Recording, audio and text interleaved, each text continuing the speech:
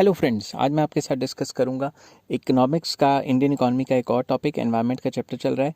इसमें आ जाता है causes of environmental crisis. Environment के अंदर जो क्राइसिस चल रहे हैं, इसकी मेन वजह क्या है। तो चलिए शुरू करते हैं। पहली वजह, first point is population explosion. Population इतनी ज़्यादा हो रही है कि जो नेचुरल सोर्सेज है उनकी काफ़ी ज़्यादा एक्सप्लॉयटेशन हो रही है और पोल्यूशन भी बहुत ज़्यादा क्रिएट हो रहा है। इसको सिंपल वर्ड्स में मैंने लिखा है, pressure of population on land has tremendously increased and consequently land has been ruthlessly exploited. तो पॉपुलेशन इतनी तेज़ी से बढ़ती जा रही है और जो नेचुरल रिसोर्सेज हैं उसको रूथलेसली मतलब बेरहमी से इस्तेमाल कर रहे हैं। पेड़ काट रहे हैं, दोबारा लगा ही नहीं रहे, ठीक है ना। तो पॉपुलेशन एक्सप्लोजन जो हो रही है, इसकी वजह से कई प्रॉब्लम्स हैं। जैसे population explosion has cause substantial conversion of forest land into industrial and residential buildings. जंगल पे जंगल काटे जा रहे हैं, तो या तो इंडस्ट्रीज़ खोल रहे हैं, ठीक है, क्योंकि गुड्स की डिमांड बढ़ रही है, या फिर रेजिडेंशियल बिल्डिंग्स खोल रहे हैं। तो जंगल तो साफ़ हो गए, जंगल साफ़ होएगा तो इम्बैलेंस हो जाएगा। सेकेंड वजह जो है इसकी, वो है wide spread poverty. A large section of Indian population या वर्ल्ड पॉपुलेशन या डेवलपिंग कंट्रीज़ की सबका ये हाल है, इज़ एब्सोल्युटली पुअर। ज़्यादातर परसेंटेज ऑफ जो पॉपुलेशन होती है वो होती है गरीब। These people cut trees for fuel wood instead of LPG gas. तो अब 1,000 रुपये का सिलेंडर जो है इंडिया में वो लोग अफोर्ड नहीं कर पा रहे। जो गरीब लोग हैं वो लकड़ियाँ तोड़ के, पेड़ फूड़ काट के, आग लगा के बैठ जाते हैं, जिसकी वजह से पोल्यूशन बहुत ज़्यादा हो रहा है, ठीक है।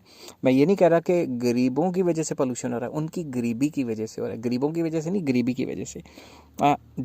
This causes a massive erosion of natural capital, ultimately leading to a crisis. तो लोग क्या करते हैं, लोग जो पिंडों में रहते हैं, जंगल जुंगल में रहते हैं, उनको सिलेंडर महंगा पड़ता है। जो गरीब लोग हैं वो पेड़ काट काट के चूल्हे में आग लगाते रहते हैं, उससे पोल्यूशन तो होता ही होता है और हमारे जो नेचुरल एसेट्स हैं वो भी कम होते जा रहे हैं। थर्ड पॉइंट इसमें आ जाता है हमारा इंक्रीजिंग अर्बनाइजेशन। जैसे जैसे लोग, अर्बनाइजेशन एक ऐसा प्रोसेस है जिसमें लोग विलेजेस से निकल के, पिंडों से निकल के, देहात से निकल के शहरों में बस जाते हैं, ठीक है। It has caused pressure on housing and other civic amenities. अब जहाँ पे अगर शहर ज़्यादा बड़े होते जाएंगे, फैलते जाएंगे, घरों की प्रॉब्लम आ जाएगी, तो शहरों के आसपास जो जंगल है वो भी साफ़ कर देंगे, फिर जो सीवरेज वगैरह है वो भी ज़्यादा होगा, ठीक है ना। It has resulted in increasing demand for land. तो जैसे जैसे शहर फैलेगा, शहर के आगे पीछे वाली जो ज़मीन है उसकी डिमांड बढ़ जाएगी। एंड एक्सेसिव एक्सप्लॉयटेशन, उससे क्या होगा, excessive exploitation of other natural sources. तो जैसे जैसे शहर फैलता है, शहर के आसपास जो जंगल है वो सारे ख़त्म हो जाते हैं और सीवरेज जो है वो नदियों में बहा दिया जाता है और पोल्यूशन ही पोल्यूशन होता है। इंक्रीजिंग अर्बनाइजेशन से भी काफ़ी प्रॉब्लम्स आ रही हैं। नेक्स्ट पॉइंट आ जाता है आपका fourth point, increasing use of insecticide, pesticide and chemical fertilizers. तो आपको पता है आजकल एग्रीकल्चर में इंसेक्टिसाइड, पेस्टिसाइड्स एंड फर्टिलाइजर्स का इस्तेमाल बहुत ज़्यादा होता है। तो इसकी वजह से क्या हुआ, continuous use of such harmful chemicals reduces the fertility of land and on the other hand pollute the ground water। जब हम बहुत ज़्यादा यूज़ करने लग जाते हैं फर्टिलाइज़र या पेस्टिसाइड या कोई भी केमिकल, तो ज़मीन जो है बंजर टाइप की होने लग जाती है। उसकी जो फर्टिलिटी है वो ओरिजिनल फर्टिलिटी पहले से काफ़ी गिर जाती है। और दूसरी तरफ ये सारे केमिकल्स पानी के साथ मिलके ग्राउंड वाटर में चले जाते हैं और हम वहीं हैंड पंप लगा के फिर से पानी निकाल रहे हैं वहाँ से। तो मतलब बीमारियों का घर हुआ ना, वो तो कैंसरस है काफ़ी। फिफ्थ पॉइंट आ जाता है रैपिड इंडस्ट्रियलाइजेशन। अब जितनी इंडस्ट्रियाँ फैलेंगी, धुआं तो निकालेंगी और वो वेस्ट भी निकालेंगी जो नदियों में बहा देती हैं वो। It has also contributed to air pollution या air water and noise pollution. फैक्ट्रियों में मशीनें चलती हैं तो आवाज़ें भी आती हैं। Industrial smoke is a serious pollutant. जब भी आप किसी जगह से जा रहे होते हैं अपने शहर से बाहर से, अगर कोई इंडस्ट्री निकलती है रास्ते में, तो आपको इतनी ज़्यादा स्मेल आती है कि गाड़ी में भी स्मेल आने लग जाती है। इससे पता लग जाता है आपको कि कोई ना कोई फैक्ट्री आसपास है, और ख़ासकर अगर केमिकल की फैक्ट्री हो तो ऐसी की तैसी कर देती है वो। तो रैपिड इंडस्ट्रियलाइजेशन की वजह से भी पोल्यूशन बहुत ज़्यादा हो रहा है। सिक्स पॉइंट आ जाता है multiplicity of transport vehicles. Transport vehicles इतने ज़्यादा हो गए हैं, लोग शेखी मारने के लिए 3-3 4-4 गाड़ियाँ ले लेते हैं। एक टाइम पे मैंने भी 2-3 गाड़ियाँ रख ली थी, मेरे घर वालों ने मेरी गालियाँ गुलियाँ निकाली और बाकी सारी गाड़ियाँ बिकवा दी। अब मेरे पास एक ही गाड़ी रह गई है। फिर मैंने सोचा यार 3-3 गाड़ियाँ रखनी भी क्यों, ठीक है ना, जब काम तो एक से ही करना है, ठीक है। तो it has substantially increase the noise and air pollution. जितने ज़्यादा व्हीकल्स होंगे, एक एक घर में 4-4 व्हीकल्स हैं, तो उसका फ़ायदा क्या, जाना तो एट ए टाइम 1 या 2 पे ही है।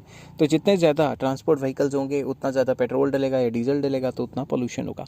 नेक्स्ट लास्ट पॉइंट आ जाता है आपका disregard for the civic norms, जो रूल्स रेगुलेशंस है शहरों में रहने के, जैसे कई जगह लिखा होता है कि डंपिंग नहीं करनी इधर, मतलब मलबा वगैरह नहीं फेंकना या कूड़ा नहीं फेंकना, ये नहीं करना वो नहीं करना।